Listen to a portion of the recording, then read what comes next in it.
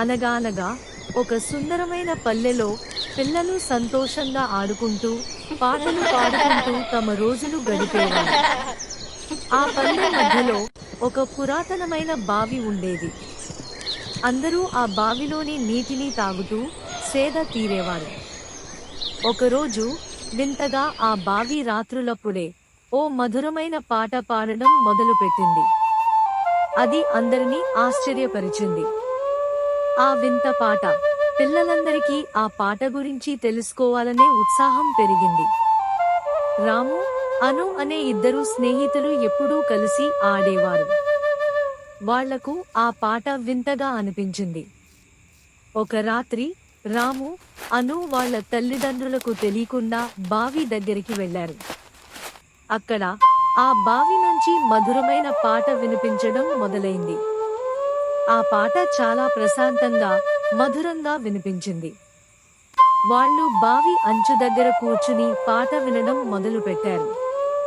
కాస్త సమయం గడిచాక బావిలోంచి ఒక వెలుగు కనిపించింది. ఇద్దరు ఆశ్చర్యపోయి బావిలోకి తొంగి చూశారు.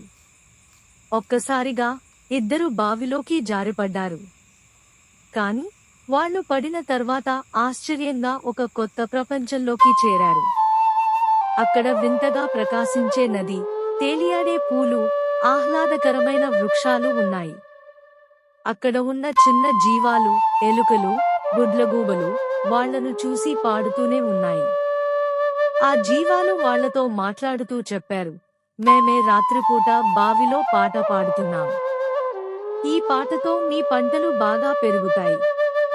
పల్లెలో పంటలు మా పాటలు వల్ల బాగా పెరుగుతున్నాయి. పిల్లలు ఆశ్చర్యంతో ఆ మాటలు విన్నారు. ఆ పాట వలన నేల సారవంతంగా మారుతోందని, అందులో పంటలు బాగా పెరుగుతున్నాయని వాళ్లకి అర్థమైంది. మొదటిసారి ఆ పాట రహస్యం తెలిసిన ఇద్దరు స్నేహితులు ఇది అందరికీ చెప్పకుండా వాళ్ళు సీక్రెట్ గా ఉంచేరు. ప్రతిరోజూ రాత్రి ఆ బావి దగ్గరికి వెళ్లి ఆ పాటను వినేవారు. ఆ పిల్లలకు ఈ రహస్యం ఒకటి తెలిసింది, ప్రకృతి అనేది వింతగా, అందంగా ఉంటుంది. దానిని గౌరవించి మనం సంరక్షించాలి.